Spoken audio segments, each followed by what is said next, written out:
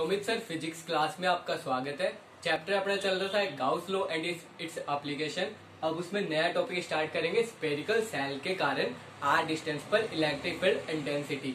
इससे लास्ट वाला जो वीडियो था उसमें अपन ने देखा था अपने पास एक इनफाइनाइट लेंथ चार्ज वायर थी, उसके कारण आर डिस्टेंस पर electric field intensity find out करने के लिए फॉर्मूला और कैसे ड्राइव किया था अपन ने। अब अपन वही चीज देखेंगे स्फेरिकल सेल के कारण।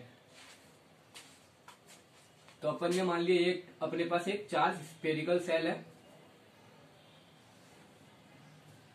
इस पर पॉजिटिवली चार्ज है, पॉजिटिव चार्ज है प्लस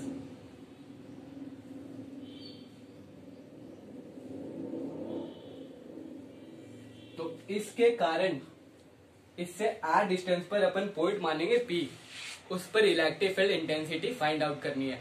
तो इसको अपन तीन पार्ट में डिवाइड करते हैं। पहला अपन पॉइंट मानेंगे पी इससे बाहर, अगर पॉइंट इससे बाहर हो तब उसके कारण इलेक्ट्रिक फील्ड की इंटेंसिटी।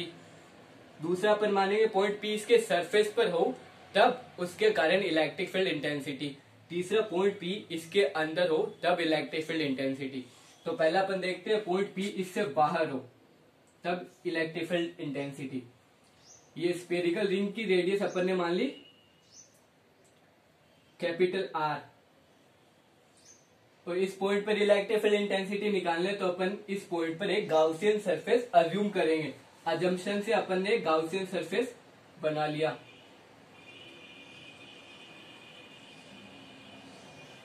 ये अपना होगा गाउसियन सरफेस।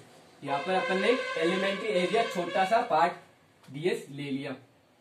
इस पॉइंट को नाम दिया पी। इसकी सेंटर से डिस्टेंस मान ली स्मॉल आर, या इसकी रेडियस हो गई, ये इसकी रेडियस हो गई जिसे अपन ने मान लिया स्मॉल आर। अब अपन को पता चल रहा है इसमें small R is greater than capital R. इस पॉइंट पर अपन इलेक्ट्रिक फील्ड इंटेंसिटी देखे तो अपन को मिलेगी इस साइड। डीएस वेक्टर जो है उसकी डायरेक्शन देखे वो भी अपन को इसी डायरेक्शन में मिलेगा। तो अब अपन यहाँ पे इलेक्ट्रिक फील्ड इंटेंसिटी निकालने के लिए फॉर्मूला ड्राइव करते हैं। तो अपन गाउस लॉ के स्टेटमेंट का यूज करेंगे। तो गाउस लॉ का स्टेटमेंट क्या है? क्लोज सरफेस के अंदर integral E dot E vector dot ds vector is directly equal to charge upon में एप्सिलॉन नॉट। ये A vector dot B vector का फॉर्मूला है, इसे ओपन करेंगे तो ये अपन को मिलेगा क्लोज सरफेस के अंदर integral A B cos theta, जिससे A vector dot B vector का फॉर्मूला होता है ए बी कोस थीटा। तो यहाँ पर E vector dot ds vector है तो E ds cos theta. Ds है एलिमेंट्री एरिया, छोटा सा पार्ट, छोटा सा टुकड़ा लिया, छोटा सा क्षेत्रफल, is directly equal to Q upon में एप्सिलॉन नॉट। कोस थीटा क्या है? Angle between E vector and ds vector. तो इनके बीच में एंगल क्या है? 0 डिग्री, क्योंकि दोनों पैरेलल है, जिसके कारण कोस जीरो की वैल्यू क्या होती है? कोस जीरो की वैल्यू होती है मैक्सिमम, यानी कि 1। तो ये हो जाएगा E DS is equal to Q upon में एप्सिलॉन नॉट। ई क्या है? कांस्टेंट है। अपन जो सरफेस मानते हैं वो इस तरह से मानते हैं कि उसके सभी पॉइंट पर ई इलेक्ट्रिक फील्ड की वैल्यू सेम हो, कांस्टेंट हो। तो सभी पॉइंट्स पर इलेक्ट्रिक फील्ड की वैल्यू कांस्टेंट है तो कांस्टेंट का इंटीग्रल नहीं होता। तो कांस्टेंट को अपन इंटीग्रल से बाहर लिया, इंटीग्रल के अंदर बची वैल्यू डीएस की, और ये क्लोज सरफेस को रिप्रेजेंट कर रहा है इक्वल टू क्यू अपॉन में एप्सिलॉन नॉट। यहां से अपन अब वैल्यू निकालेंगे इलेक्ट्रिक फील्ड की। तो इलेक्ट्रिक फील्ड डीएस क्या होता है? डीएस है सरफेस, स्फेरिकल सरफेस, जो गाउसियन अपन ने सरफेस माना है, इसका एरिया। तो इसके पूरे का एरिया कितना होगा? स्फेरिकल है तो स्फेयर का एरिया कितना? 4 पाई आर की स्क्वायर। तो यहां पर वैल्यू अपन पुट करेंगे, ये आपको दिखेगा नहीं, यहां पर लिख देता हूं मैं। इज इक्वल टू, इसकी वैल्यू पुट करेंगे 4 पाई आर की स्क्वायर होगी, और 4 पाई आर की स्क्वायर को अपन नीचे ले जाएंगे क्रॉस मल्टीप्लाई से। तो उसके बाद अपन को जो डेरिवेशन मिलेगा वो कुछ इस तरह से मिलेगा, इक्वल टू क्यू अपॉन में epsilon naught into 4 pi small R की स्क्वायर, क्योंकि अपन बड़े वाले सरफेस को मान रहे हैं ना, पी पॉइंट इस बड़े वाले सरफेस पर है, तो ये हो जाएगा स्मॉल आर की स्क्वायर, क्योंकि इसकी रेडियस इसकी सेंटर से डिस्टेंस है आर। तो ये अपन को फॉर्मूला मिलेगा इलेक्ट्रिक फील्ड का। इलेक्ट्रिक फील्ड का फॉर्मूला जब पॉइंट P इससे बाहर हो, इसको वेक्टर फॉर्म में लिखेंगे तो कुछ इस तरह से लिख सकते हैं अपन, Q अपॉन में 4πr² अपॉन में ε0 और r कैप। इस तरह से वेक्टर फॉर्म में अपन इसको रिप्रेजेंट कर सकते हैं। तो ये तो बात थी जब अपने पास पॉइंट P इससे बाहर हो। अब दूसरा अपन देखते हैं, जब ये पॉइंट दूसरा अपन देखते हैं, ये अपने पास चार्ज स्पेरिकल रिंग है, सेल है। अब पॉइंट P इसके सरफेस पर हो, पॉइंट P इसके सरफेस पर हो, तब इलेक्ट्रिक फील्ड की इंटेंसिटी, ये पॉजिटिवली चार्ज है,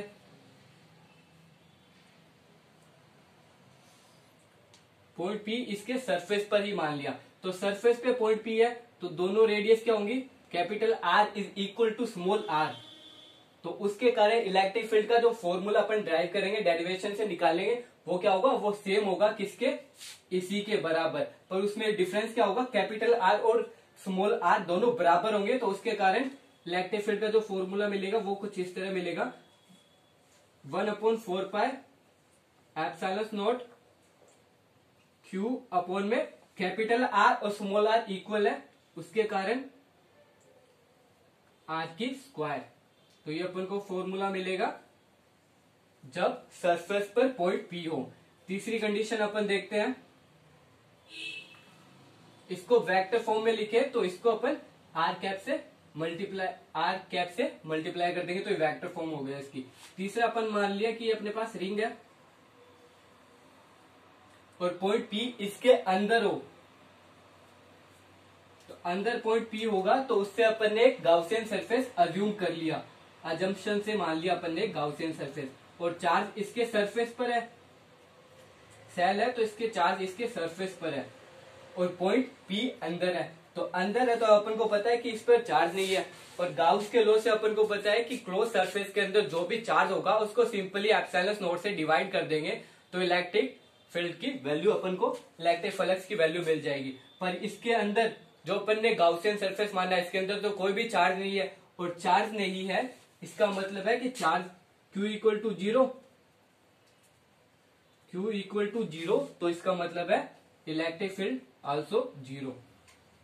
तो इस तरह अपन वैल्यू निकाल सकते हैं जब पॉइंट P स्पेरिकल सेल से बाहर हो, तब इलेक्ट्रिक फील्ड की वैल्यू के लिए फॉर्मूला ये, और इसको वेक्टर फॉर्म में लिखेंगे तो ये इसका फॉर्मूला हो गया। दूसरा, जब इसके सरफेस पर हो तब इलेक्ट्रिक फील्ड के लिए फॉर्मूला, और तीसरा, जब पॉइंट P इसके अंदर की तरफ हो तब इलेक्ट्रिक फील्ड होगा 0। अब इसके लिए ग्राफ देखें अपन, इसका ग्राफ ड्रॉ करें तो वो होगा,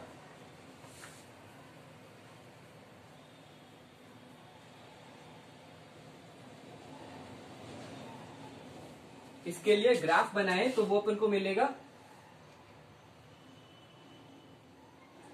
E वेक्टर और R के बीच में अपन ग्राफ बनाए तो वो अपन को मिलेगा इनसाइड, यानी जब पॉइंट अंदर की तरफ हो, P पॉइंट अंदर की तरफ हो, इनसाइड में इलेक्ट्रिक फील्ड की वैल्यू मिली थी अपन को 0, तो इलेक्ट्रिक फील्ड मिलेगा 0। दूसरा, अपन को सरफेस पर वैल्यू मिली थी मैक्सिमम, क्योंकि सरफेस पर वैल्यू अपन को मिली थी, मैक्सिमम वैल्यू मिली थी, इसके कारण ये ग्राफ पीक वैल्यू पर जाएगा। उसके बाद अपन ने देखा था कि R की वैल्यू बढ़ने के साथ साथ इलेक्ट्रिक फील्ड की वैल्यू डिक्रीज हो रही है, यानी कम हो रही है। तो R की वैल्यू बढ़ रही है, तो जितनी ज्यादा डिस्टेंस पर पॉइंट होगा तो इलेक्ट्रिक फील्ड की वैल्यू कम होगी। तो इससे अपन को पता चल रहा है कि R के डिस्टेंस के साथ इलेक्ट्रिक फील्ड की वैल्यू कम हो रही है, डिक्रीज हो रही है, तो ग्राफ वापस पीक से वापस नीचे की तरफ आएगा। तो इस तरह से अपन को ग्राफिकल फॉर्म मिलेगी इलेक्ट्रिक फील्ड और R के बीच में, इस तरह से ग्राफ, यानी कि जब पॉइंट अनसाइड हो इनसाइड के लिए, और इसमें small r is equal to capital R, और इस पॉइंट पर अपन को पता चल रहा है कि small r is greater than capital R, और यहां पर small r is less than capital R। तो इस तरह अपन ग्राफिकल फॉर्म में भी इसको रिप्रेजेंट कर सकते हैं ये था स्पेरिकल सेल के कारण। अब इसके बाद अपन शीट के कारण देखेंगे और नॉन कंडक्टिंग सॉलिड स्पेयर के कारण इलेक्ट्रिक फील्ड इंटेंसिटी के लिए फॉर्मूला टाइप करेंगे। उसके बाद शीट के कारण देखेंगे इलेक्ट्रिक फील्ड इंटेंसिटी के लिए फॉर्मूला आने वाली वीडियो में।